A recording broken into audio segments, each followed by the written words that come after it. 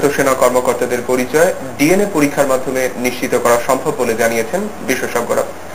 আর সে লক্ষ্যে উদ্ধার হওয়া অজ্ঞাত মৃতদেহের ডিএনএ পরীক্ষার নমুনা রাখার নির্দেশ দিয়েছে সরকার। স্বাস্থ্যমন্ত্রী ডাক্তার রুহুল হক জানিয়েছেন, উদ্ধার হওয়া সকল মৃতদেহ তাদের স্বজনদের কাছে ফিরিয়ে দিতে সব ধরনের ব্যবস্থা নেবে সরকার। দিদার চৌধুরীর রিপোর্ট। বিডিআর অসন্তোষে নিহতদের মধ্যে এই পর্যন্ত 70 জনের ময়নাতদন্ত শেষ হয়েছে। তার মধ্যে 5টি মৃতদেহ আছে যাদের পরিচয় এখনো পাওয়া যায়নি।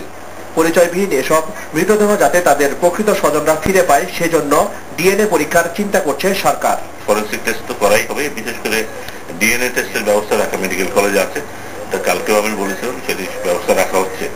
ময়নাতদন্তের জন্য ঢাকা মেডিকেল কলেজ হাসপাতালে আসা অজ্ঞাত পরিচয় সবগুলো মৃতদেহের ডিএনএ পরীক্ষার জন্য শরীরের বিভিন্ন অংশ সংরক্ষণ করা হয়েছে, যা দিয়ে যে কোনো সময় নিহতের পরিচয় বের করা সম্ভব বলে জানান ঢাকা মেডিকেল কলেজ হাসপাতালের ফরেনসিক বিভাগের সহকারী অধ্যাপক ডাক্তার জোবাইদুর রহমান।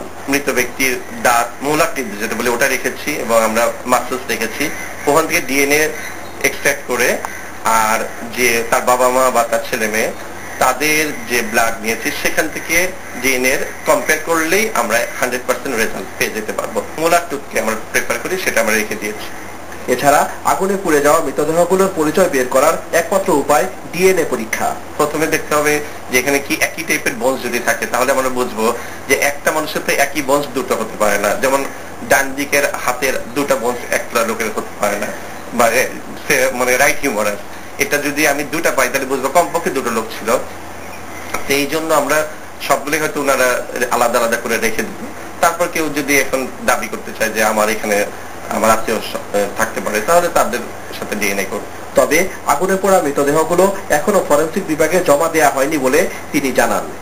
দিদার চৌধুরী, এনটিভি নিউজ, ঢাকা।